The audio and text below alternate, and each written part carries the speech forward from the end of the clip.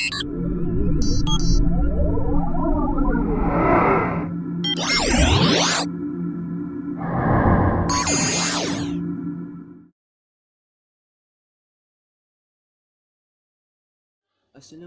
warahmatullahi wabarakatuh.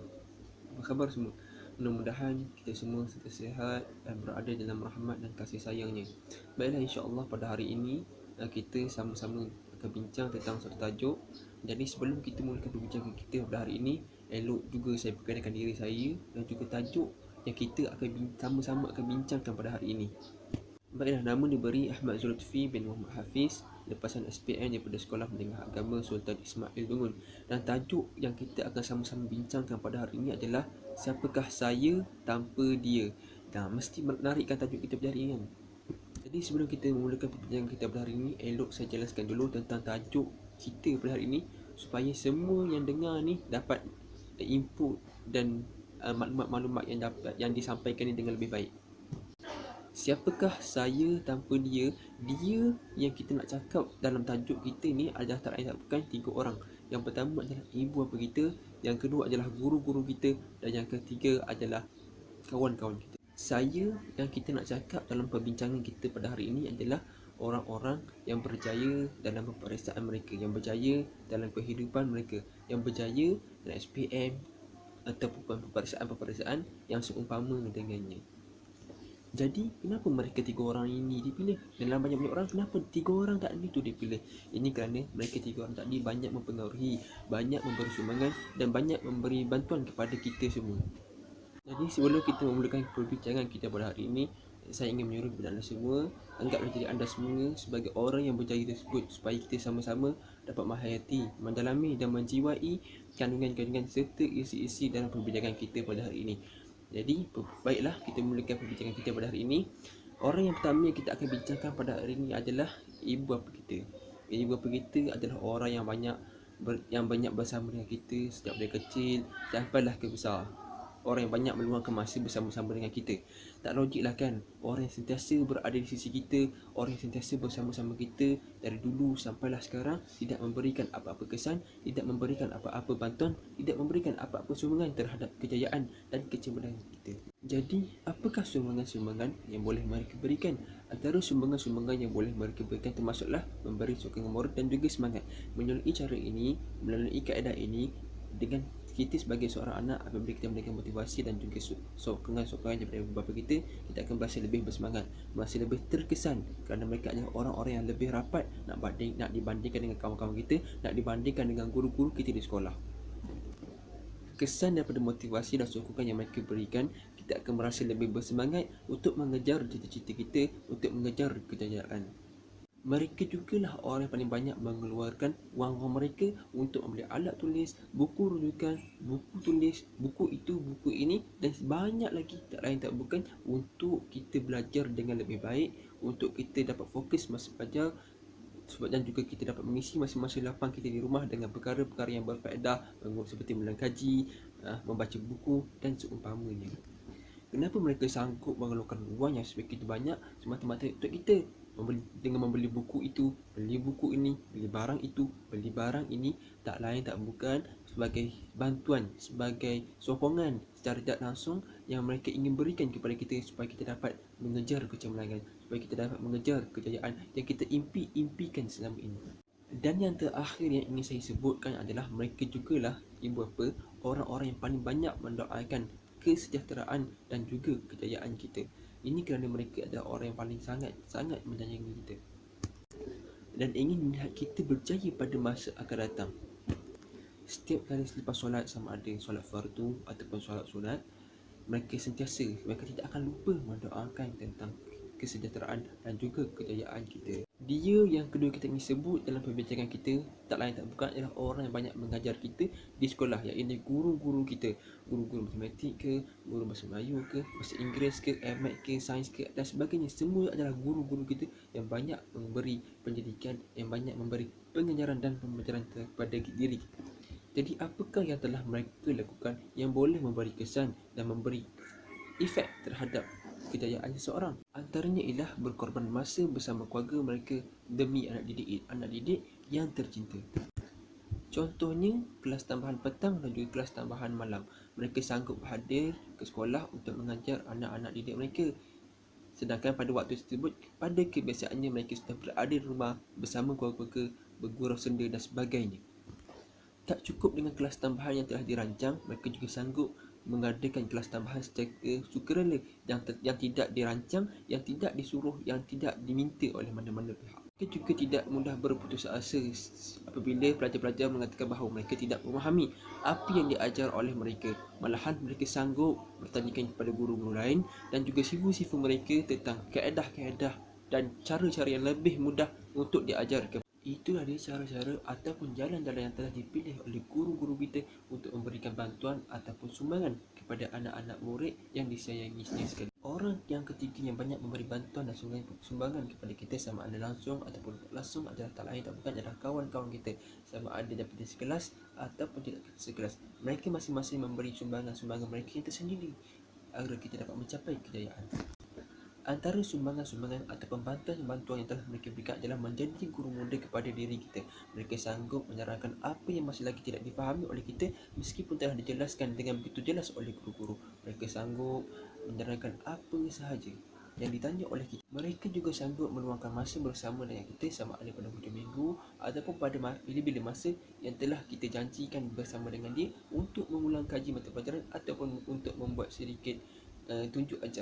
Selain itu juga, mereka juga memberi kita peluang dan ruang untuk menjelaskan kepada mereka apa yang telah dipelajari dalam kelas. Dengan cara ini, kita dapat memahami apa yang telah diajar oleh guru-guru dengan lebih. Akhir bicara, ingatlah bahawa tanpa mereka, guru-guru, rakan-rakan dan juga ibu bapa, kita tidak mampu menjadi seorang mendidik, tidak mampu mengejar kecemerlangan, tidak mampu mengejar cita-cita yang kita yang begitu tinggi, kerana sedikit sebanyak bantuan-bantuan, dorongan-dorongan serta apa sahaja yang telah mereka berikan memberikan kesan walaupun sedikit terhadap apa yang kita ingin kejar.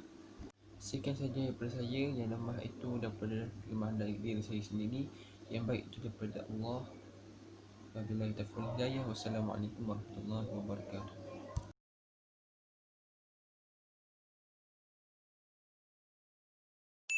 Hello. Hai, Assalamualaikum. Mesti ramai yang tanya, saya untuk siapa sebenarnya? Okey, saya kat sini ialah saya sebagai seorang pelajar. Untuk siapa? Untuk diri saya sendiri. Jadi maksudnya peranan saya sebagai seorang pelajar untuk diri saya sendiri. Ada 4 peranan pelajar untuk diri sendiri. Yang pertama ialah menjaga hubungan dengan Tuhan. Yang kedua ialah menjaga maruah diri. Yang ketiga ialah menjaga kesihatan diri. Dan yang keempat ialah ilmu. Peranan pertama ialah menjaga hubungan dengan Tuhan. Ada 3 cara yang kita boleh buat untuk menjaga hubungan dengan Tuhan. Mula-mula redha, kemudian bersyukur, kemudian bertaubat. Okey. Redha ni macam mana? Redha ni maksudnya apabila kita tidak lagi bertanya kenapa ataupun kita menerima dengan rela hati atau ikhlas terhadap keadaan oleh Tuhan. Jadi maksudnya bila kita redha, sifat negatif dan emosi kita dapat kawan. Kemudian bersyukur. Bersyukur ni maksudnya kita agungkan Tuhan atas pemberian nikmat, sama ada susah atau senang, sikit atau banyak yang kita hadapi. Bersyukur ni kita boleh ucap Alhamdulillah ataupun kita cakap berjalan hati. Cakap, Ya Allah, terima kasih atas nikmat belajar pada hari ini. Sebab ialah bukan semua orang dapat belajar dengan senang macam kita. Yang terakhir ialah taubat. Taubat ni kita menyesal dengan perkara lalu dan kita berazam untuk baiki diri. Penting bertaubat. Contohnya, bila kita belajar, biasalah kita malas kan. Jadi, kita nak malas lalu. Jadi, kita kena bertaubat. Kita cakap dengan Tuhan, Ya Allah, bukalah hati aku supaya aku rajin dan buanglah sifat malas aku supaya aku tidak malas. Jadi maksudnya kat sini, jaga hubungan dengan Tuhan ada 3 cara yang belajar sendiri berpraktik, iaitu redha. Redha, kita terima semua takdir Tuhan. Yang kedua, kita bersyukur. Kita agungkan Tuhan atas semua nikmat yang kita dapat. Lepas tu kita bertaubat, memuhasabah diri untuk baiki diri. Pentingnya kita jaga hubungan dengan Tuhan supaya kita lebih menghargai diri kita. Peranan kedua ialah menjaga maruah diri. Ada 3 cara, iaitu dari segi pakaian, pergaulan dan juga percakapan. Pentingnya sebagai seorang pelajar untuk menjaga maruah diri supaya imej diri kita terjaga. Dari segi pakaian, pakai pakaian yang sopan dan menutup aurat. Dari segi pergaulan, kita perlu jaga pergaulan supaya dia tidak terdorong ke arah maksiat ataupun lebih dikenali sebagai zina. Dari segi percakapan, kita perlu cakap benda yang baik dan sopan santun. Sebab apa kita bercakap benda yang baik? Sebab apa yang kita cakap ni semuanya doa. Biasalah kita dengarkan kalau kita cakap benda buruk, maksudnya kita doakan balik dekat kita benda buruk tu. Oh no! Jadi bila kita banyak cakap benda baiklah yang akan doa balik dekat kita. Siapa doa balik? Malaikat yang akan doa balik. Yang ketiga ialah menjaga kesihatan diri. Ada 3 juga cara untuk jaga kesihatan diri, iaitu kebersihan tubuh badan, jaga pemakanan, dan yang terakhir ialah rehat. Jaga kesihatan diri maksudnya kita mandi, shampoo, sabun, gosok gigi. Pentingnya jaga kesihatan diri supaya kita selesa bila kita berada di sekitar orang. Kalau kita tak jaga kesihatan diri, nanti orang tak nak kawan kita. Nanti orang tak selesa dengan kita. Lepas tu kita kena jaga pemakanan. Kita kena makan makanan yang sihat. Maknanya kita makan ikut segitiga tu. Pentingnya kita kena makan makanan seimbang supaya badan kita sihat, lidah kita sihat, supaya kita sihat. Supaya makanan tu bagi tenaga dekat kita. Sama juga dengan rehat. Rehat pun kena secukupnya. Satu lagi, pentingnya jaga kesihatan diri bila kita sedang menjalani peperiksaan. Soalan yang susah, soalan yang kebat, bila badan kita segar, minda kita segar, kita mudah dapat idea-idea. Jadi mudah lagi untuk kita jawab periksa. Ketiga-tiga peranan yang telah disebutkan, iaitu menjaga hubungan dengan Tuhan, menjaga maruah diri dan menjaga kesihatan diri. Pentingnya tiga-tiga peranan ni adalah untuk peranan yang keempat. Sebab apa saya cakap macam ni? Sebab peranan yang keempat ialah ilmu.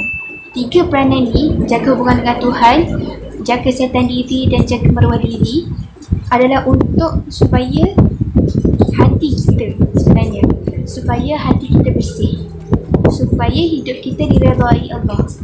Jadi bila hati kita bersih, bila hati kita suci, ilmu akan mudah masuk. Sebab kita pun tahu ilmu akan masuk dalam hati yang kotor dan hitam. Jadi sebab itulah pentingnya kita jaga 3 peranan ni untuk dapatkan yang peranan yang keempat. Nak buat sesuatu semua kena ada ilmu.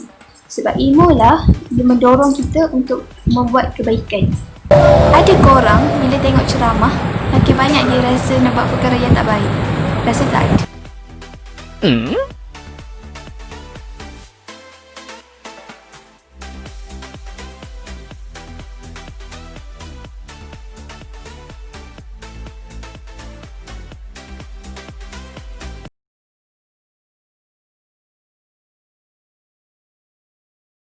Assalamualaikum warahmatullahi wabarakatuh, and hello for all students that will be taking SPM or STPM this year from Dumui.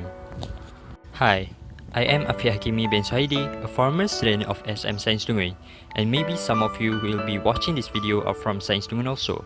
Right now, the topic that was assigned to me is peer pressure in perspective of a student. That a student can be myself in the past, and maybe also you in the present, or if you like it, also in the future.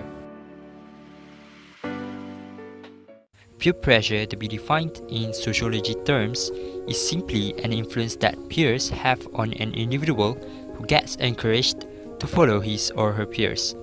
It can affect someone directly by changing their attitude, behavior, actions, and a lot more.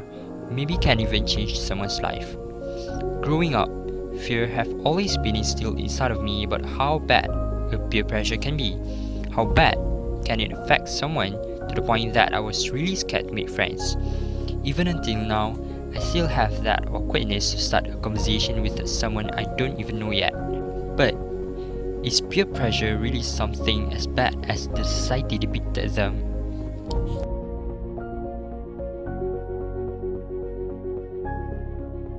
First, let me show you an example on how bad a negative peer pressure confines someone from actualizing themselves. let me be real. Admit it or not, there's a really bad culture, or I would say norm, in high schools in Malaysia. Maybe not all of them have this norm, but apparently I have seen a small group of people or students who are really against this norm, and I would gladly say that they are among my school top achievers in SPM 2019. Bashing, or simply in Malay, kecam, or in Terengganu slang, more simply mapu. Some people think that it's funny to make fun of others when others are trying to do something productive for themselves. I do think that it is quite funny because why not? They are just making fun of people for doing something that they can't do themselves. I mean, it is just pathetic of these people. If you do not think that you're pathetic, stop it. Most of people gets easily unmotivated because of the joke that you think are funny.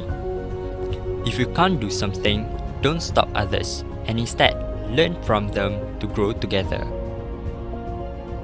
In a reality where I think that peer pressure doesn't exist, everyone actually have a chance to grow their own talent. Just look for yours. It is a lot easier to find your strength when you did not try to find others' weaknesses. Remember about the small group that I have stated before? Taking this model into example, I would like to show the reason as to why we are able to be successful as we are right now.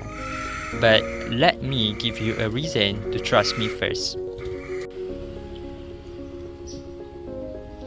I got straight A, 8 A+, and 1 A- in SPM 2019 and also the district top achiever. Shukri Afifi, straight A, 7 A+, 2 A solid in SPM 2019 and also the former head students of SM Science Lungun. Aiman Haikal, 7 A+, 1 A solid, 1 B+ in SPM 2019, and despite not getting any straight A, he already passed around 4 scholarship applications.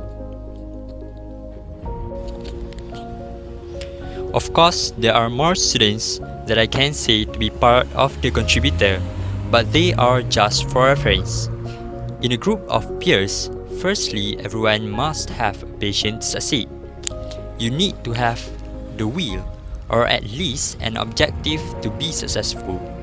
If there is no patience, it would be hard to make a collective effort. Why everyone need to have at least a bit of will to succeed for it to work? Because peer pressure is simply real. If you live in an environment where people are struggling to succeed, you will feel the burning passion to succeed as well.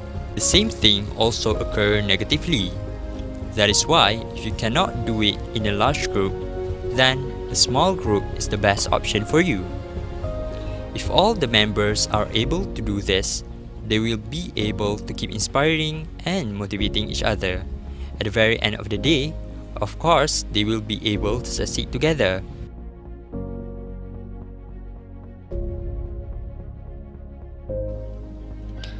Lastly, how do we create that kind of positive environment?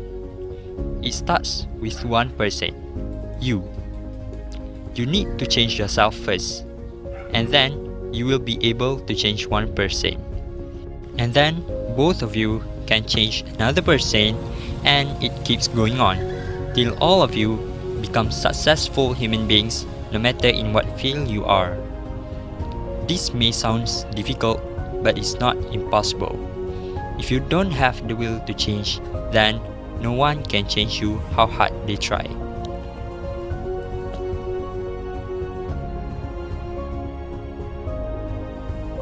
I really hope that the message in this video is clear and become an inspiration for all of you. Do your best in your next examination and make your parents, school, teachers proud of you.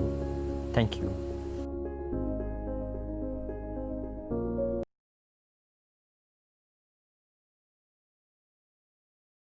Assalamualaikum warahmatullahi wabarakatuh. Nama saya Muhammad Khalid Muhammad Asri. Saya bekas pelajar Sekolah Minat Sains Lungun dan mengambil SPM pada tahun 2019. Pada hari ini saya akan mengkongsikan sedikit perkara tentang rohani, emosi dan kecemerlangan adalah selari. Pada hari ini saya akan menerangkan 3 perkara, iaitu macam mana rohani dan emosi berkait antara satu sama lain, kesan rohani dan emosi kepada kecemerlangan, dan tips-tips untuk mengawal emosi dan meningkatkan rohani. Okay, first sekali kita akan cakap pasal rohani dan emosi, macam mana dia berkait antara satu sama lain. Okay. Untuk rohani berkait dengan emosi, saya bagi contoh lah. Contoh kita fail kan. Kita fail exam ke ataupun kita tak dapat benda kita nak, macam nak dapat nombor 1 dalam pertandingan, lepas tu kita tak dapat. Kita akan lebih berusaha sebenarnya, sebab benda tu semua Tuhan boleh tolong sebenarnya. Tuhan boleh tolong, kita pun kena berusaha keras juga. Minta Tuhan. Bukan Islam, saya bukan cakap pasal Islam saja, tapi semua agama mesti ada Tuhan sendiri kan. So bila kita tak give up, kita akan berusaha lebih keras. Emosi kita tak terganggu lah. Bila emosi kita tak terganggu, kita dapat fokus lah. Apa yang kita buat. Bila emosi kita tak terganggu, kita akan dapat buat dengan lebih baik lah. Okay, tu macam mana rohani boleh efek pada emosi kita, dan emosi juga boleh efek pada rohani kita sebenarnya. Sebab emosi kita tak semestinya disebabkan rohani kita akan jadi baik semua. Okay. Emosi kita boleh marah, kita boleh sedih, kita tak dapat kawal sebenarnya. Tapi disebabkan emosi, bila emosi kita tak baik, so kita stres, kita tak dapat fokus dalam apa yang kita buat lah. Macam kita masuk dalam ibadat sekali. Jadi bila emosi kita tak baik, kita tenangkan diri dulu sebelum kita beribadat. Sebab bagi saya, kalau beribadat tak ada fokus, tak berkualiti lah. Dia macam kau buat benda lain, tapi fikir pasal benda lain. Macam tu. Kau buat apa-apa pun, tapi memang tak ada kualiti lah. Tu pendapat aku je tu. Tapi kalau kau rasa, kalau kau tak fokus tapi Tuhan terima kau punya pintaan tu, kau buat lah, tak salah pun. Perkara yang kedua yang saya ingin cakap pada hari ini ialah macam mana rohani dan emosi yang baik dapat mengaruhi kecemerlangan kita. First, bila kita nak cakap pasal kesan lah, kita kena tahu apa benefit, apa faedahnya emosi dan rohani yang baik kepada kita. Okay, first, kita akan dapat kesihatan yang lebih baik.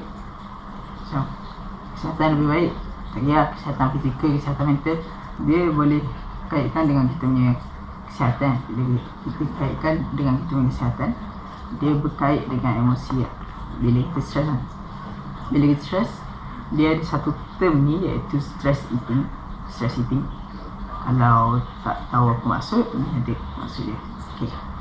Bila kita stress eating, kita akan makan sampai terpuas, sampai kita punya emosi dah stabil. Okay. Sebenarnya perkara tu tak membawa manfaat kepada kita sebenarnya. Macam kita dah kenyang, kita walaupun kita tak lapar, kita makan lagi. Nanti kalau kita berterusan tu, kita akan dapat penyakit lah, obesiti, kecil manis mungkin. Kalau kita makan benda manis kan, itulah dia dapat efek itu punya kesihatan. Lepas tu bila kita dapat emosi, bila kita ada emosi dan rohani yang baik kan, kita akan kurang stres. Kerja kita pun akan lebih fokus lah. Sebab apa kita kurang stres? Sebab kita happy lah. Bila kita happy, kita stres lah. Contoh lah, selain tu emosi dan rohani yang baik boleh juga membuatkan kita menjaga hubungan kita dengan orang lain, dengan cikgu dan kawan-kawan. Bila kita jaga hubungan, tak ada nak berpanduh apa, tak ada konflik memang ada, tapi kecil-kecil je lah.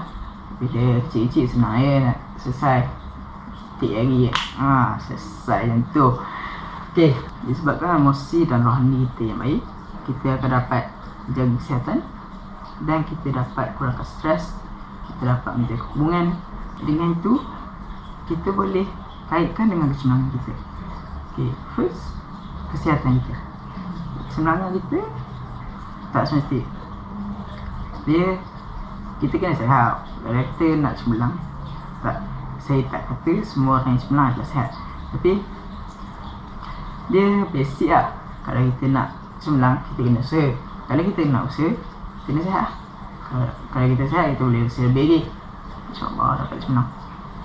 Contoh, kita pun akan kurang stres. Bila kita kurang stres, kita akan lebih fokus lah. Emosi kita akan lebih baik, kita akan lebih fokus sama dalam kelas, praktis, mahingga dalam apa-apa kerja yang kita buat lah. Kita akan lebih fokus dan produktiviti itu akan meningkat. Jadi bila kita belajar tu, kita akan cepat faham, InsyaAllah. Tu lah efek emosi pada fokus kita di kelas. Jadi kalau korang nak cemerlang, kau fokus lah, kau jaga lah balik emosi korang. Okay, perkara yang ketiga adalah tips untuk menjaga emosi dan rohani korang. Untuk menjaga rohani korang, korang kena think positif lah. Korang kena fikir yang baik-baik. Kalau feel pun fikir yang baik-baik. Itu ujian, kau kena buat yang lebih baik lagi. Jadi bila kau think positif, rohani kau akan naik dan kau akan lebih bersyukur dengan apa yang kau ada. Yang kedua, kita dapat meningkatkan kita rohani dengan cara meditasi. Okay, meditasi ni atas agama lah. Kalau agama Islam, saya rasa meditasi ni dia macam zikir lah. Macam zikir kita akan fokus lah. Kita dapat tenangkan diri, dapat buang perkara-perkara yang buruk dalam diri kita. Okay. Dia itu dalam konteks Islam. Dia kalau Hindu, dia dalam agama Hindu, meditasi ni dia secara yoga, dan dalam Buddha dia ada cara dia sendiri. Saya tak tahu tak, dia agama sendiri tu dia adalah cara meditasi. Jadi meditasi ni sesuai untuk kita tenangkan diri, kita tenangkan diri. Jadi bila kita tenang, kerja kita akan jadi lebih senang. Jadi itulah tips untuk meningkatkan rohani. Untuk menjaga emosi kita, kita jangan bertindak tergesa-gesa. Jadi bila kita punya emosi, kita fikir patutlah buat. Contoh, bila kita fikir buat, kita dapat biasakan apa yang baik, apa yang kita macam kadang-kadang sebab emosi kita tak boleh fikir tau benda baik benda buruk sebenarnya. Jadi sebab emosi kita akan tidak mengikut emosi lah. Tapi kalau boleh, kita jangan bertindak selalu. Kita fikir dulu apa yang kita buat, baik ke buruk. Okay, yang kedua, kita minta dengan Tuhan. Jadi bila kita minta dengan Tuhan, kita akan jadi lebih tenang dan kita akan lebih senang untuk menyelesaikan masalah yang kita ada. Yang ketiga, untuk kawal emosi ni, kita maafkan orang yang buat kita marah. Macam kalau kita gaduh dengan kawan, dia mesti perkara kecil je sebenarnya, tapi dia tak semestinya perkara kecil, tapi biasanya perkara kecil je balang kawan. Jadi macam maafkanlah kawan tu, nanti susah nanti kau minta tolong dia ke. Jadi tak boleh expect apa yang akan berlaku masa depan. So kita buat baik dengan semua orang. Jadi emosi itu pun akan dapat dikawal sebab dah baik dengan semua orang, nak balas dengan siapa kan. Jadi bila kita tak balas, emosi tu lagi baik lah. Okay, macam tu. Jadi saya rasa itu sahaja dari saya. Terima kasih kepada menonton video saya tak seberapa ni.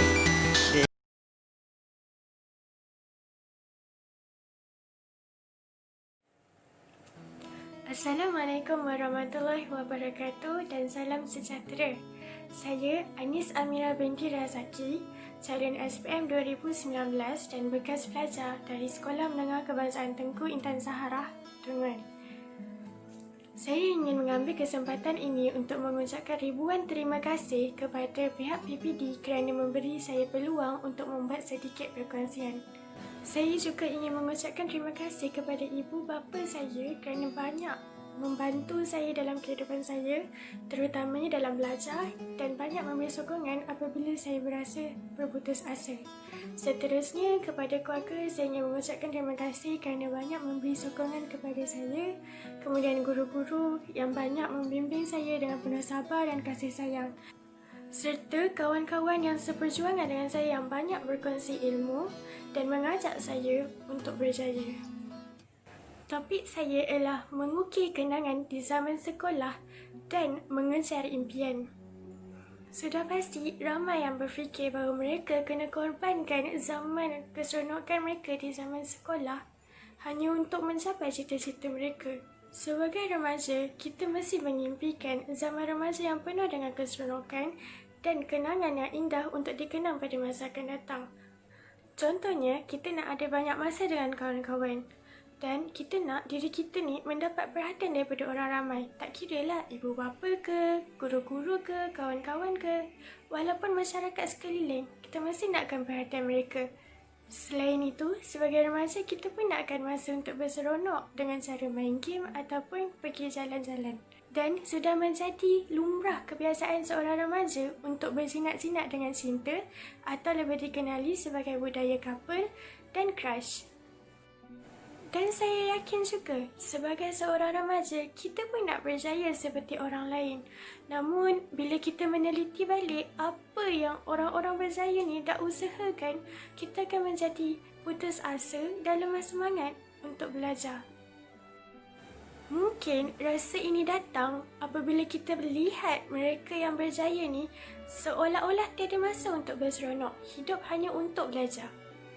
Dalam kelas, sambil tunggu ibu bapa datang ambil mereka pulang, sambil berjalan, sambil makan, sambil bersukan, semuanya dengan buku. Kadang-kadang kita tengok pun macam penat. Apatah lagi nak buat, kan? Sebenarnya, mereka pun ada masa untuk berseronok. Cuma masa lapang mereka banyak dihabiskan untuk belajar. Dan mereka juga banyak bercakap perkara yang penting sahaja. Mereka juga tak pernah rasa bosan maupun penat dengan belajar kerana belajar tu dah jadi hobi kepada mereka. Mereka dah ubah suai cara belajar mereka sehingga mereka rasa enjoy dan seronok dengan belajar. Agaknya kan, apa yang mereka dah buat sehingga mereka sampai ke tahap ni? Sebenarnya, semuanya bermula apabila kita ada matlamat dan impian yang jelas. Macam mana pula kalau kita dah ada impian dan matlamat yang jelas tapi masih lagi malas dalam berusaha? Dalam situasi ini sebenarnya, kita masih lagi belum betul-betul nak capai impian kita. Belum lagi serius untuk jadikan impian kita satu kenyataan. Seseorang yang memang impikan sebuah kejayaan pasti akan berusaha ke arah itu. Tak kira apa yang akan jadi, tak kira apa yang akan menghalang. Takkan ada pun yang akan memutuskan harapannya dan membuat dia berputus asa untuk berusaha dan capai impian mereka. Sebagai contoh, bila seseorang mengimpikan dapat straight A+ dan straight A, mesti diorang akan usaha macam-macam untuk jadikan itu sebagai kenyataan. Malah, mereka sanggup korbankan waktu-waktu mereka berhibur, berseronok untuk belajar. Sebab mereka dapat bayangkan dengan buat segala pengorbanan tu, suatu hari nanti mereka akan naik pentas dan ambil keputusan straight A+ ataupun straight A tu dengan wajah-wajah ibu bapa mereka yang gembira, guru-guru yang berasa lega dan kawan-kawan yang bangga dengan kejayaan mereka. Jadi, itulah menjadi semangat kepada mereka untuk terus berusaha capai impian mereka.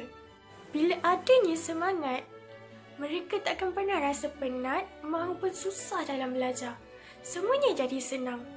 Sebab mereka tahu apa yang mereka nak dalam hidup dan mereka tahu apa yang mereka akan dapat setelah mereka usaha. Rasa semangat yang tinggi ni juga akan tolong mereka untuk ubah cara belajar mereka sehingga mereka rasa belajar itu seronok dan menarik sangat-sangat. Bagaimana untuk kita dapatkan cara belajar yang seronok dan efektif serta dapat menguruskan masa dengan baik? Korang boleh rujuk video tentang cara belajar yang efektif dan menarik dan cara mengurus masa dengan cekap. Secara umumnya, saya boleh mencadangkan kita memanfaatkan zaman remaja kita dengan belajar. Contohnya, kita pergi lepak dengan kawan-kawan dengan tujuan untuk belajar. Kemudian, kita bersosial dan berkawan ramai untuk bertukar-tukar pendapat dan berkongsi ilmu. Sama ada di media sosial maupun dalam dunia realiti. Bagi yang berkapal dan ada crush, saya juga boleh mencadangkan supaya korang wujudkan semangat bersaing antara satu sama lain supaya masing-masing dapat meningkatkan prestasi dalam belajar. Jadi, tak adalah rugi.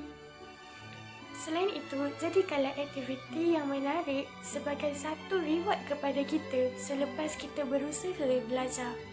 Contohnya, bermain game selepas kita selesai belajar. Ataupun kita boleh berjalan-jalan setelah kita banyak berusaha dalam belajar. Saya tak dapat nak nafikan, memang susah untuk pupuk rasa minat terhadap belajar.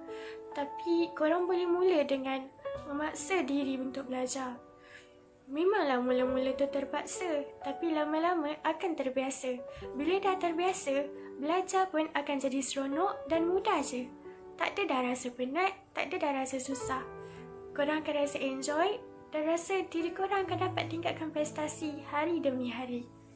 Dan di penghujung zaman remaja mereka bukan sahaja akan dapat kejayaan dalam belajar, tapi mereka juga akan dapat pengalaman sebagai seorang remaja. Mereka akan dapat banyak cerita suka dan duka dan mereka akan kenal mana satu kawan yang sebenar dan mana satu fake friends. Hidup mereka juga akan lebih positif sebab dalam hari-hari mereka, hanya orang yang baik sahaja yang akan hadir dalam diri mereka, yang sama-sama berjuang dengan mereka, yang sama-sama nak berjaya macam mereka.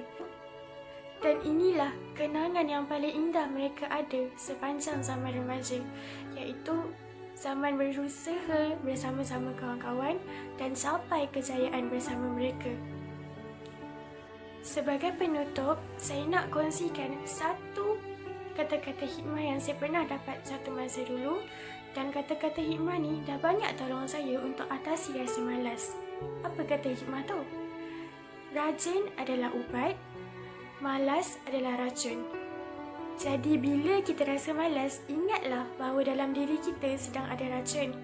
Kita nak ke kalau racun ni menguasai diri kita, dan kita nak ke kalau racun dalam diri kita ni juga akan meracuni orang lain untuk jadi malas?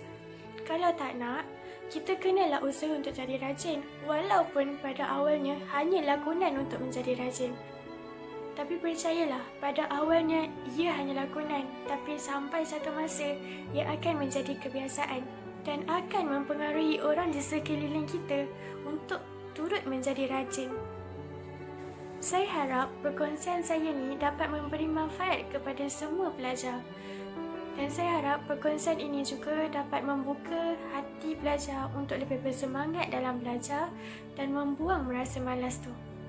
Sekian sahaja perkongsian dari saya, Anis Amira. Terima kasih.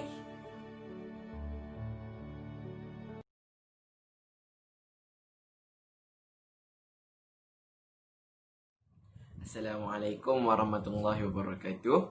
Nama saya Muhammad Kamar Hazim bin Cik Hamzah. Pendidikan terakhir saya ialah di Sekolah Menengah Imtiaz Yayasan Terengganu Dungun. Dan pada SPM yang lalu saya telah memperoleh 12A. Alhamdulillah. Okey, hari ini saya nak share sedikit tips kepada pelajar di luar sana, iaitu tips persediaan ke universiti. Umum mengetahui bahawa setiap pelajar ni akan menghabiskan alam persekolahan dan akan memasuki alam universiti. Jadi, saya berhasrat untuk memberi sedikit tips kepada pelajar-pelajar di sana tentang persediaan yang perlu dilakukan untuk memasuki alam universiti. Okey, first kita kena perbetulkan niat kita. Kerana apa? Kerana Nabi Muhammad SAW bersabda, "Innama a'malu binniyat." Sesungguhnya setiap amalan itu dimulakan dengan niat. Jadi, betapa pentingnya niat dalam kehidupan kita. Sebab certain orang dia memasuki U kerana niat yang salah. Contohnya untuk menjadi BF, GF dan lain-lain niat yang salah. Cuba bayangkan kalau niat kita yang betul, pelbagai manfaat akan diperoleh. Oleh itu, kita hendaklah cuba merenung diri kita. Adakah niat kita itu mendekatkan diri kita kepadanya ataupun menjauhkan diri kita kepadanya? InsyaAllah, kalau niat yang betul, jalan itu akan jadi betul. Kalau niat yang salah, maka jalan tu akan jadi salah. Macam tu. Jadi, masih belum terlambat untuk kita untuk perbetulkan niat kita. Agar niat kita ni kerana lillahi ta'ala. Okey, kedua, persiapan dokumen.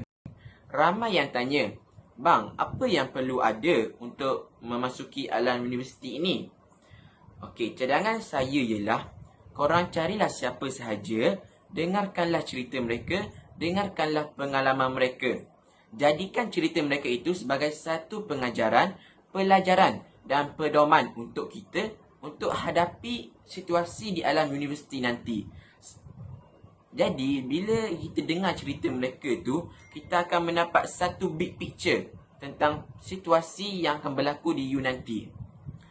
Lagipun, pada zaman sekarang, ramai pelajar masa hari pendaftaran tidak membawa dokumen yang mencukupi. Contohnya, mereka tertinggal surat beranak, surat tawaran, salinan IC and so on.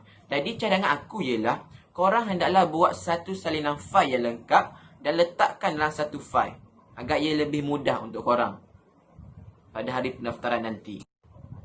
Okey, yang ketiga, persiapan diri. Persiapan diri aku bahagikan kepada dua aspek, iaitu dari segi fizikal dan juga dari segi mental. Dari segi fizikal, korang kena bersedia dengan persitaran universiti yang korang akan jejaki nanti. Korang boleh try Google keluasan universiti dan try Google jarak antara college dengan kampus, dengan dewan fakulti dan dewan kuliah dalam universiti nanti. Sebab zaman 2020 ni, pihak universiti telah menyediakan map dalam internet. Jadi korang boleh try download je. Bukan apa, takut nanti korang akan terkejut. Tiba-tiba kena daki Gunung Everest, tiba-tiba kena daki tangga Potemkin kan. Jadi iktibar di sini korang kena try fitkan diri korang. Kurus ni tak semestinya fit dan gemuk ni tak semestinya tak fit. Cuma fit ni boleh ditentukan apabila korang boleh try, boleh kawal pernafasan korang apabila naik tangga flat untuk tingkat 1, tingkat 2 dan tingkat 3. Manakala dari segi mental ni, korang kena banyakkan berdoa kepada Allah agar memberi kebaikan dan manfaat kepada kita apabila kita memasuki U nanti. Persiapkan diri kita dengan sentiasa solat malam, seperti solat tahajud dan istikharah. Dalam setiap solat itu, doa kepada Allah agar Allah temukan kita pada teman-teman yang baik, yang mampu membawa kebaikan kepada kita. Dan doa kepada Allah agar melindungi kita daripada segala maksiat dan dosa dan tidak terpengaruh dengan perkara yang lara dan lalai. Kemudian di U nanti, korang kena try baca Al-Quran. Sesibuk mana pun di U nanti, korang kena baca Al-Quran. Kalau tak boleh satu juzuk sehari, at least satu muka sehari. Install lah Al-Quran dalam phone. Dan sementara menunggu bas, korang boleh baca. Bukan apa, sebab Al-Quran ini merupakan satu persediaan pada mental kita untuk menghadapi segala kemungkinan di U nanti. Okey, akhir sekali, aku ingin ucapkan tahniah kepada semua pelajar yang dapat memasuki U. Well, bukan senang nak masuk U ni sebab ia adalah rezeki kita kan. Jadi di U nanti, korang kena ingat, jaga solat, jaga nama mak ayah, and jagalah semua adab-adab tu. And akhir sekali aku ingin katakan, good luck.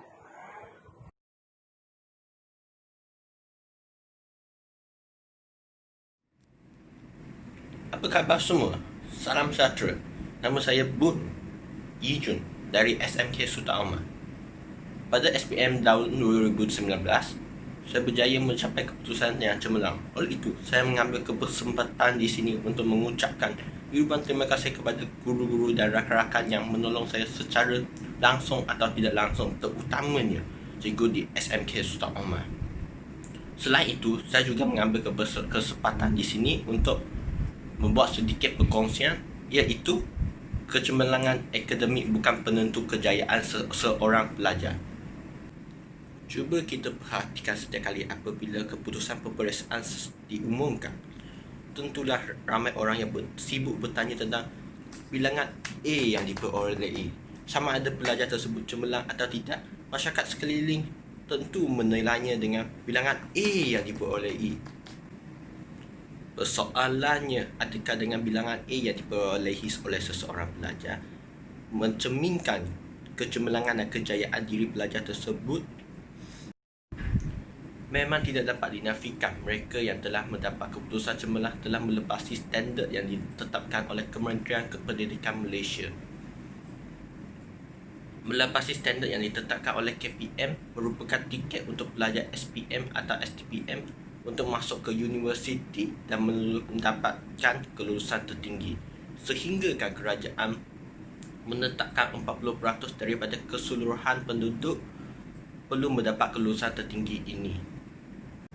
Soalnya, berapa peratus pelajar yang berjaya masuk ke universiti ini merupakan kelompok yang berjaya sesudah tamat pengajian kelak, mungkin pada suatu ketika dahulu. Mencapai keputusan cemerlang bermakna sudah pasti masa depan cerah. Namun kini semua dah berubah. Begitulah kitaran apabila melihat seseorang yang berjaya dan cemerlang dalam perubahan ilmu, tapi jika ia tidak memanfaatkan ilmu tersebut, ibarat sebagai pohon yang tidak berbuah, mereka ini sebenarnya dianggap sebagai gagah. Tidak semestinya mereka yang mencapai keputusan cemerlang pada hari ini dapat menentukan jenis pekerjaan yang baik pada masa depan.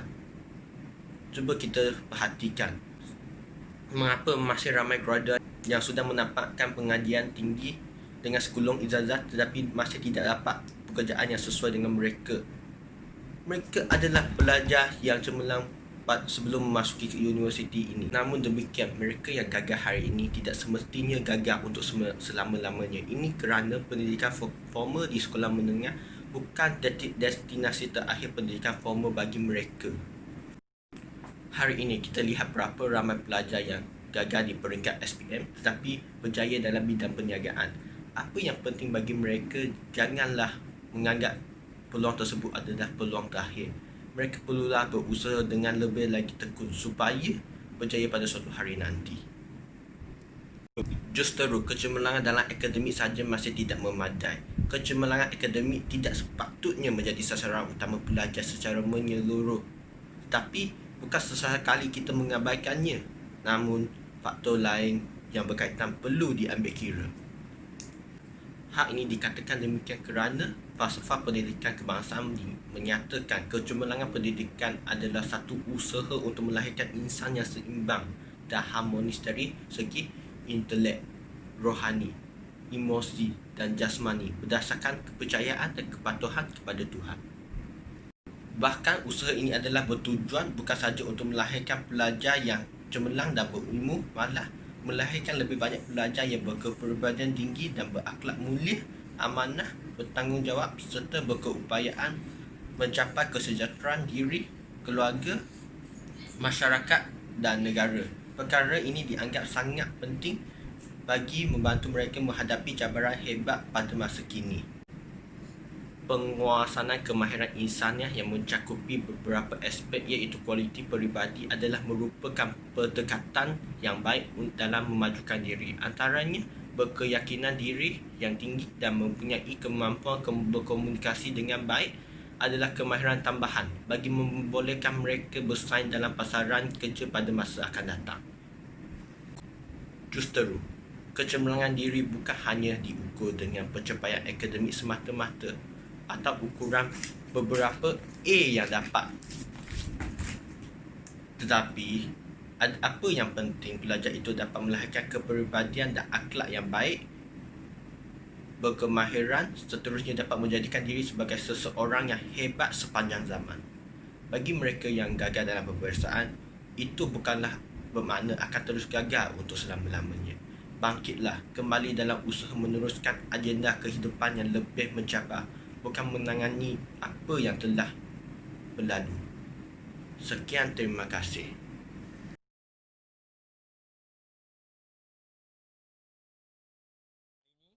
Saya nak nak bercakap tentang satu topik yang amat dekat dengan kalangan remaja, terutamanya kalangan pelajar, iaitu topik cinta versus cita-cita. Sebelum tu, kata orang tak kenal maka tak cinta. Nama saya Muhammad Syukri Afifi bin Muhammad Saifuddin, bekas pelajar SPM tahun 2019, Sekolah Menengah Sains Dungun. Dan video ini saya buat dengan kerjasama Pejabat Pendidikan Daerah Dungun di bawah program Kolokium Kecemerlangan Daerah Dungun. Bercakap mengenai cinta. Cinta ni skop dia luas. Dalam video kali ini, saya akan pecahkan cinta kepada 4 aspek. Dan cita-cita sudah tentu bagi kalangan pelajar untuk mendapat keputusan yang cemerlang dalam keperiksaan. Untuk cinta yang pertama, iaitu cinta kepada co-curriculum. Co-curriculum ni merupakan salah satu aspek penting dalam pembangunan pelajar yang amat dititik beratkan oleh Kementerian Pendidikan Malaysia. Co-curriculum ni juga penting untuk mana-mana pelajar yang ingin menyambung belajar di peringkat yang lebih tinggi dan sewaktu memohon beasiswa. Di sekolah, saya aktif dalam pertandingan inovasi dan juga R&D. Pencapaian tertinggi saya ialah apabila projek kami telah terpilih untuk mewakili Malaysia dalam pertandingan Simurexum Search for Young Scientists di peringkat antarabangsa. Saya juga pernah menyertai program pertukaran pelajar di Jepun semasa saya berada di tingkatan 4. Selain itu, saya juga aktif dalam program kepimpinan pelajar. Saya memegang jawatan sebagai ketua pelajar, Badan Dakwah dan Kerohanian dan juga ahli jawatan kuasa Majlis Perwakilan Pelajar Daerah Dungun. Dan untuk sukan, saya telah mewakili sekolah saya dalam sukan rugby, pertandingan pingpong, pertandingan badminton dan juga saya mewakili sekolah saya dalam acara lompat kijang untuk kejohanan balapan dan padang. Kita dapat lihat ramai pelajar, dia cemerlang salah satu aspek saja. Sebagai contoh, kalau cemerlang co-curriculum, dia tidak cemerlang akademik. Kalau cemerlang akademik, tak cemerlang co-curriculum. Jadi macam mana saya dapat mengimbangi kedua-dua aspek ini? Apa yang pertama saya lakukan ialah jangan sesekali tertinggal dalam pembelajaran sewaktu kita mewakili sekolah dalam sesuatu perkara. Sebagai contoh, kita tahu yang minggu depan kita akan tiada di sekolah kerana kita mewakili sekolah dalam sesuatu aspek ini. Jadi perkara yang kita perlu buat ialah yang pertama, kita perlu memaklumkan kepada cikgu bahawa kita akan tiada di sekolah, dan selepas balik daripada pertandingan tersebut, kita perlu terus catch up balik apa yang cikgu ajar masa tu. Kita jangan tangguhkan. Kita tanya kawan kita apa yang cikgu ajar, dan kalau kita tidak faham, pergi tanya cikgu balik. Apa yang cikgu ajar, apa yang kita tertinggal. Dengan cara itu, kita tidak akan sesekali ketinggalan dalam akademik, tapi dalam masa yang sama kita juga dapat cemerlang dalam co-curriculum. Cinta yang kedua, cinta kepada hiburan. Cinta kepada hiburan dan juga cinta kepada pelajaran. Macam mana kita nak imbangkan kedua ni? Di sini kita perlu pembahagian masa yang baik. Sebagai contoh, kalau dalam waktu riadah, saya ni suka bermain futsal dengan rakan-rakan. Apa yang saya lakukan setiap petang semasa bermain futsal, saya akan membawa nota kecil ataupun buku nota ataupun buku rujukan kecil ataupun latihan bersama-sama saya sewaktu bermain. Okay, semasa menunggu giliran saya untuk bermain, ada ruang masa antara 5 minit 2-3 minit macam tu, saya akan membaca buku dan membuat latihan. Amalan ini juga dipraktikkan oleh rakan-rakan saya dan alhamdulillah ia amat berkesan. Walaupun ruang masa itu sedikit, tapi sewaktu menunggu giliran kita untuk bermain tu, kita gunakan masa kita untuk study. Antara masalah hiburan dalam kalangan pelajar juga ialah media sosial. Sebagaimana yang kita dapat lihat pada waktu ini, hampir semua pelajar ada media sosial. Jadi apa yang saya lakukan untuk mengimbangi cinta saya kepada bermain media sosial dan juga belajar, saya buat satu perjanjian dengan diri saya sendiri. Kalau kau study selama 2 jam sebagai contoh, okay, kau dapat main media sosial selama 30 minit. Jadi itu yang saya lakukan. Dan antara beberapa bulan sebelum SPM tu, saya delete media sosial sebab saya tak nak bagi media sosial ni untuk mengganggu saya untuk ketika belajar. Di sini saya nak kata bahawa hiburan ni penting. Kalau kita study je 24 jam, memang otak kita jam. kita juga perlukan hiburan. Jadi pembahagian masa amat penting. Kita kena buat masa, buat jadual waktu mana kita perlu belajar, waktu mana kita perlukan hiburan. Takkan kita nak berhibur je 24 jam sampai kita lupa tanggungjawab kita sebagai seorang pelajar. Cinta yang ketiga ialah cinta kepada manusia. Cinta kepada manusia ni saya pecahkan kepada 3 juga, iaitu yang pertama, cinta kepada ibu bapa. Disebabkan cinta kepada ibu bapa saya lah yang mendorong saya untuk terus belajar, untuk terus mencapai cita-cita saya, iaitu untuk mendapat keputusan yang cemerlang dalam peperiksaan. Saya ingin ibu bapa saya bangga dengan result yang saya dapat. Jadi saya belajar bersungguh-sungguh. Saya ingin mengubah nasib keluarga saya. Pada semua pelajar, berbaktilah kepada ibu bapa. Tanamkanlah azam kamu untuk berbakti kepada ibu bapa. Ibu bapa kita telah menjaga kita sejak lahir. Sejak lahir dia telah membesarkan kita, telah menjaga kita, telah memberi makan minum kepada kita. Masa inilah waktunya untuk kita berbakti kepada mereka. Dengan cara apa? Membuatkan mereka berasa gembira, berasa bangga dengan keputusan yang kita dapat semasa peperiksaan nanti. Itu cinta kepada ibu bapa. Yang kedua, cinta kepada guru-guru. Guru-guru jugalah antara faktor yang mendorong saya untuk mencapai cita-cita saya.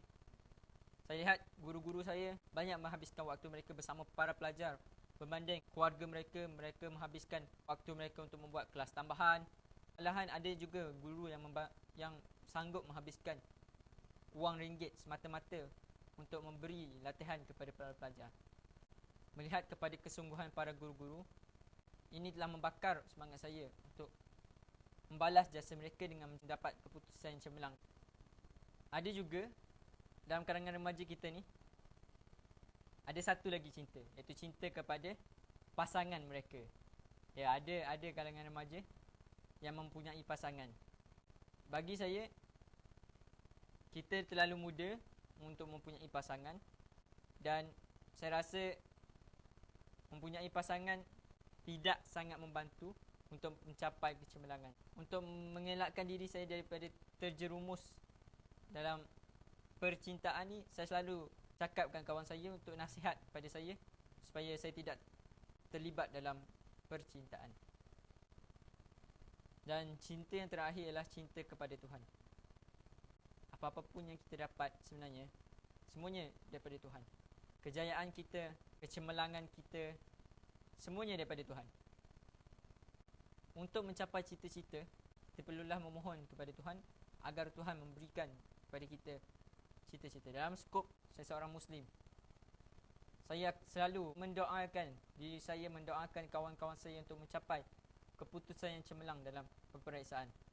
Saya dan rakan-rakan saya juga selalu membuat solat hajat, selalu membuat solat tahajud, memohon kepada Tuhan, memohon kepada Allah supaya mengurniakan keputusan yang cemerlang, supaya dapat membanggakan ibu bapa. Jadi akhir kata daripada saya, cinta dan cita-cita ni amat berkait rapat dalam banyak aspek. Cintalah yang mendorong kita untuk mencapai cita-cita. Cinta juga yang boleh menjauhkan kita daripada mencapai cita-cita. Jadi apa yang penting, kita kena perlu kawal cinta kita kena perlu salurkan cinta kita ke arah yang betul supaya cita-cita kita tercapai.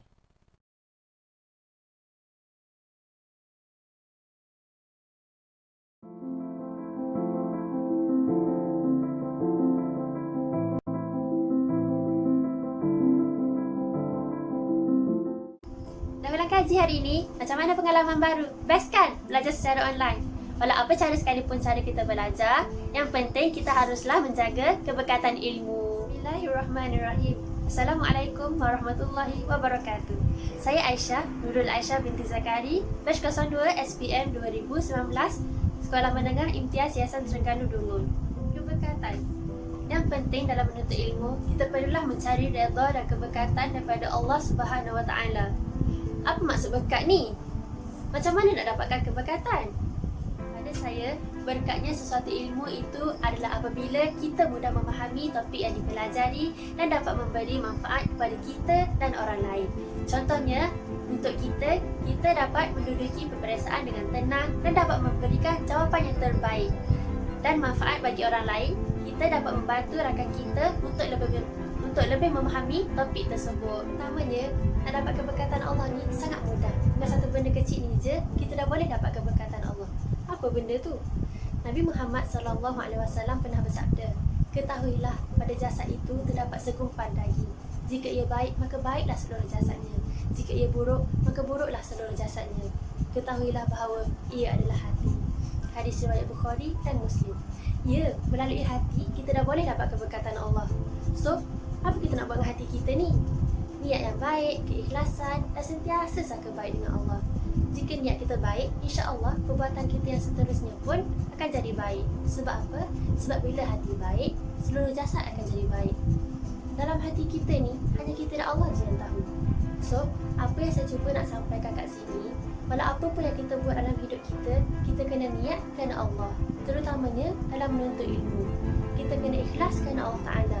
InsyaAllah, bila kita ikhlas, Allah akan membantu kita dan mempermudahkan perjalanan hidup kita. Dan juga kena jaga hati kita baik-baik. Kita tak boleh sombong, tak boleh dengki, tak boleh riak, tak boleh sangka buruk pada orang lain. Bila kita jaga hati baik-baik, insyaAllah Allah akan memberkati kita. Cuba kita fikir balik, kenapa kita datang sekolah?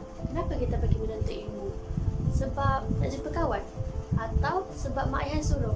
Atau sebab orang lain pergi sekolah, kita pun nak pergi sekolah? Atau sebab memang kita nak pergi belajar?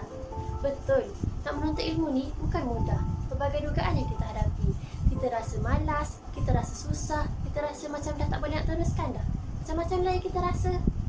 Sebab tu, kita kena sentiasa tajdid niat kita, perbaharui niat kita, reflect diri kita balik. Kenapa kita nak tuntut ilmu? Kenapa kita nak buat benda ni? Kenapa kita nak buat benda tu? Kita kena guna akal kita yang Allah beri ni baik-baik. Manfaatkan baik-baik. Jangan sia-siakan. Niatkan kerana Allah. Semoga kita menjadi lebih baik dari hari ke hari. Yang seterusnya, al-adabu fawqal ilmu. Adab itu di atas ilmu. Imam Malik juga pernah berkata, belajarlah adab sebelum mempelajari ilmu lain-lainnya. Ini menunjukkan betapa pentingnya untuk kita mengamalkan adab yang mulia ketika menuntut ilmu. Kerana ilmu tanpa adab tiada berkat. Antara adab-adab yang kita boleh praktikkan adalah adab dengan Allah, adab dengan ibu bapa, adab dengan guru-guru, adab dengan kawan-kawan, adab dengan ilmu itu sendiri, dan adab dengan orang sekeliling. Baiklah, adab dengan Allah ni maknanya kita jaga hubungan kita dengan Allah. Kita perlulah cuba sedaya upaya kita untuk sentiasa solat di awal waktu. Kita juga digalakkan untuk memperbanyak ibadat sunat. Contohnya solat sunat, puasa sunat, tak pun baca Al-Quran. Contoh solat sunat kita boleh buat solat sunat hajat, solat sunat duha, solat sunat rawatib dan solat sunat tahajud. Kita juga boleh biasakan diri kita dengan baca Al-Quran setiap hari. Tak pun kita boleh amalkan surah-surah pilihan setiap hari. Contohnya surah Yasin, surah Al-Rahman, surah Al-Waqi'ah, surah Sajadah dan surah Al-Mulk. Sebolehnya kita tak buat amalan ni secara bermusim. Contohnya bila nak dekat exam baru kita buat. Kita perlu istiqamah dalam melakukannya. Tak pun buat sikit pun tak apa, tapi buat selalu. Sebab amalan yang sedikit tetapi berterusan adalah lebih baik. Jadi kita perlulah sentiasa berdoa kepada Allah supaya kita sentiasa istiqamah dalam buat kebaikan. Seterusnya, adab dengan ibu bapa. Kita perlu berbuat baik kepada ibu bapa dan sentiasa mentaati mereka. Sebaik-baiknya, setiap malam sebelum kita tidur, kita bolehlah mengamalkan untuk meminta maaf dari mereka, berterima kasih kepada mereka, mencium mereka dan meminta mereka mendoakan kita supaya menjadi lebih baik setiap hari. Doa ibu ni tak dihijab dan sangat makbul. Maksudnya, doa ibu ni sampai direct kepada Allah. Jadinya, marilah kita ambil peluang ni untuk meminta ibu bapa kita sentiasa mendoakan kebaikan untuk kita. Dengan guru pula, hormatilah mereka selalu dan jangan pernah kita sesekali mengumpat mereka dan bercakap buruk tentang mereka.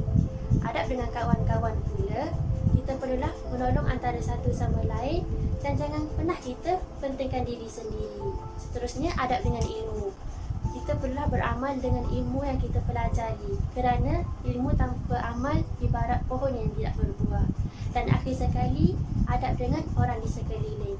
Kita perlulah menghormati semua orang tanpa mengira siapa mereka, kerana kita semua adalah sama di mata Allah. Kesimpulannya, kita kenalah sentiasa berbuat baik dan mengamalkan adab-adab yang mulia serta berniat ikhlas kerana Allah Ta'ala.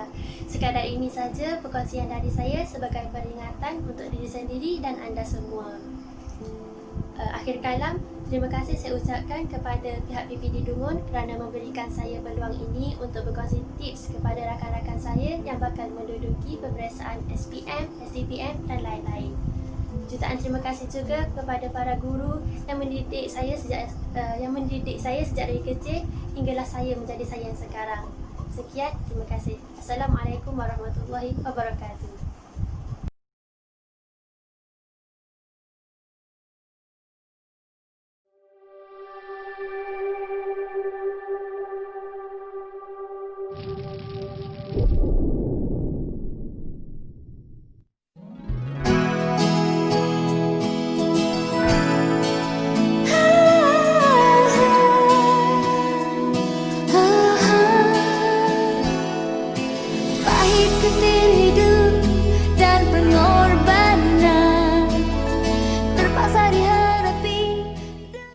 Assalamualaikum, nama saya Elana Zaira binti Muhammad Nasrul dan merupakan bekas pelajar SMK Ketengan Jaya.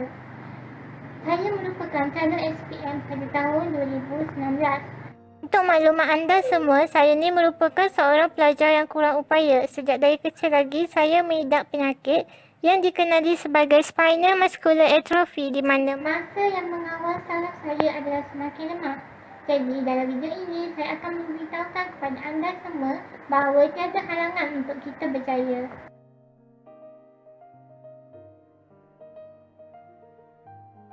Kecacatan yang ada pada diri saya tidak pernah menghalang saya untuk mencapai sesuatu kejayaan yang saya impikan. Walaupun diri saya ini serba kekurangan, tetapi perasaan malu ataupun rendah diri tidak pernah timbul dalam diri saya. Di sekolah, saya mempunyai ramai rakan. Adalah kawan saya. Dia berkawan dengan saya selama 5 tahun. Setiap masa dia ni sentiasa ada dengan saya. Dan yang paling saya kagum, dia tidak malu untuk berkawan dengan saya. Selain dia, saya juga mempunyai 3 orang rakan yang lain. Mereka juga sentiasa menolong saya.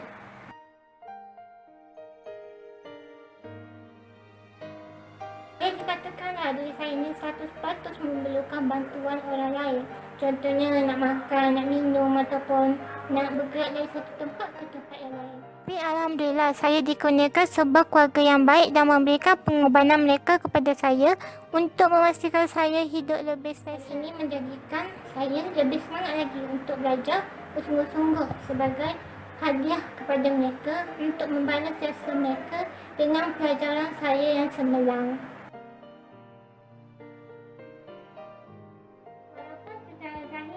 Saya ini serba kekurangan, tetapi dalam pencapaian akademik saya sentiasa berada di tempat pertama dan boleh mengatasi semua rakan-rakan saya yang ada di sekolah. Di sini saya ingin memberitahu bahawa kejayaan itu hanya akan boleh dicapai sekiranya kita berusaha. Allah telah menjanjikan kepada kita bahawa jika kita berusaha sebanyak 60%, maka sebanyak itulah yang kita akan dapat. So di sini saya nak beritahu bahawa kejayaan itu tidak dinilai berdasarkan fizikal seseorang itu.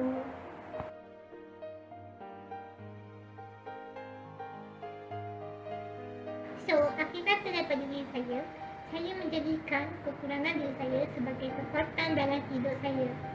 Yang perkara yang paling penting adalah doa. Usaha, doa dan tawakal. Itulah yang sentiasa saya amalkan dalam hidup saya.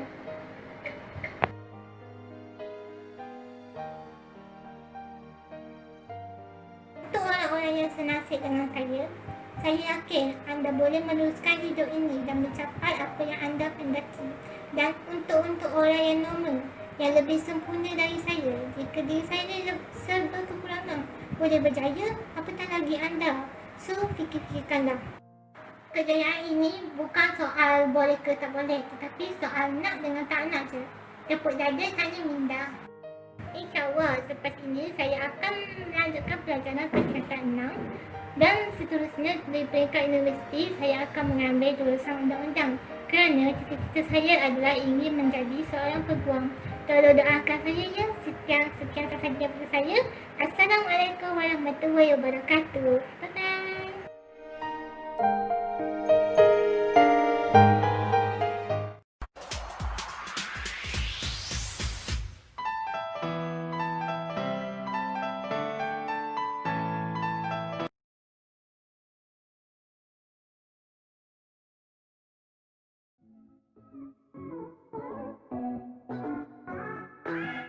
Assalamualaikum warahmatullahi wabarakatuh. Nama saya Nurul Aisyah Abusman dan saya berumur 18 tahun.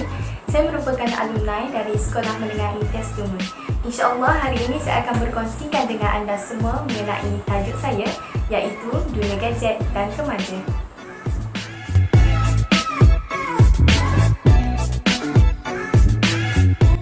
Okey, berkenaan dengan tajuk kita iaitu dunia gadget dan remaja. Jadi saya rasa mesti ramai kan yang dah tahu apa itu maksud gadget. Gadget ni ialah satu alat ataupun satu peranti yang mempunyai beberapa fungsi khusus yang dicipta untuk memudahkan kehidupan manusia. Jadi gadget ni dia adalah beberapa jenis dia kan, dan contoh-contoh gadget ialah komputer riba, televisyen, dan yang paling banyak digunakan oleh populasi dunia pada waktu ini ialah telefon pintar. Jadi apa kaitan antara gadget ni dengan remaja kan, seperti tajuk kita. Jadi untuk pengetahuan semua, remaja pada zaman sekarang dia mempunyai kebergantungan yang sangat tinggi terhadap gadget. Okay? Tak kisahlah gadget tu komputer ke, telefon pintar ke, ataupun gadget-gadget yang lain. Remaja ni sampai satu tahap dia telah menganggap gadget ni ialah segalanya dalam kehidupan mereka.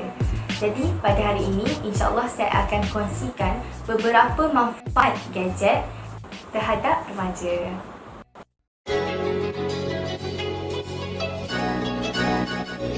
Jadi manfaat gadget yang pertama ialah gadget ni dapat digunakan sebagai platform ilmu.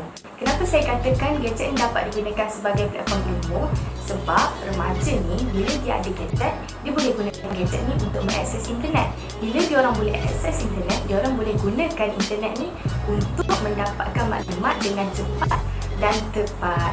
Jadi bila diorang ni ingin mencari satu-satu maklumat ataupun ingin menambahkan ilmu pengetahuan diorang boleh gunakan gadget ni untuk akses internet dan search lah dalam laman web yang berkaitan, ataupun diorang boleh gunakan internet ni untuk mencari soalan-soalan ataupun kuis-kuis untuk dibuat sebagai ulang kaji bagi meningkatkan prestasi pembelajaran diorang.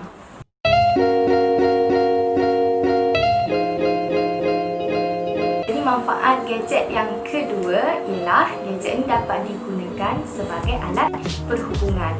Remaja pada zaman sekarang dia dapat gunakan gadget ini sebagai satu alternatif lain untuk dia berhubung dengan guru-guru dan rakan-rakan.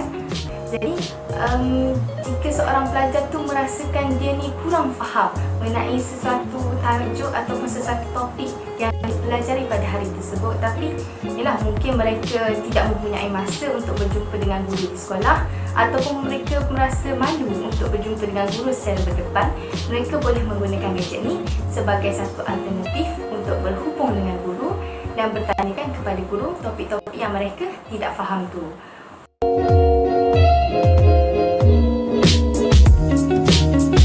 Manfaat gadget yang ketiga ialah gadget ni dapat digunakan sebagai platform ataupun media hiburan, yang mana seperti yang kita tahu, gadget ni kita dapat download pelbagai aplikasi. Jadi remaja apabila digunakan gadget, dia dapat download pelbagai aplikasi, contohnya aplikasi media sosial seperti Instagram ataupun Twitter. Jadi apabila remaja ni digunakan aplikasi media sosial ni, dia akan dapat melegakan tekanan remaja setelah mereka ni seharian penat belajar di sekolah.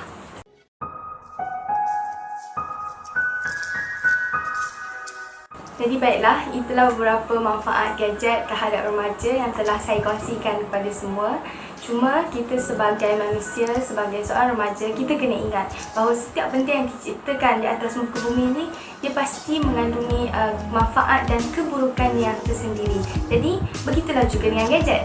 Gadget juga mempunyai keburukan yang tersendiri. Cuma kita sebagai remaja yang bijak, kita perlulah bijak menguruskan gadget, kita perlulah bijak menggunakan gadget supaya gadget ni tidak menjadi satu perkara negatif dalam hidup kita, malah dia menjadi satu pendorong supaya kita ni menjadi remaja yang lebih berkeyakinan, menjadi orang yang lebih percaya di masa akan datang. Jadi nasihat saya supaya semua remaja menggunakan gadget ni sebagai satu medium untuk menambahkan lagi ilmu pengetahuan, untuk menjadi orang yang lebih berjaya di masa akan datang dan menjadi orang yang berguna kepada bangsa, agama dan negara. Jadi di sini saya ingin kongsikan sedikit kata-kata hikmah daripada Imam Syafi'i, iaitu jika kamu tidak sanggup menahan lelahnya belajar, maka kamu tahanlah perihnya kebodohan. Jadi itu saja pada saya. Moga-moga video ini dapat memberikan manfaat kepada semua.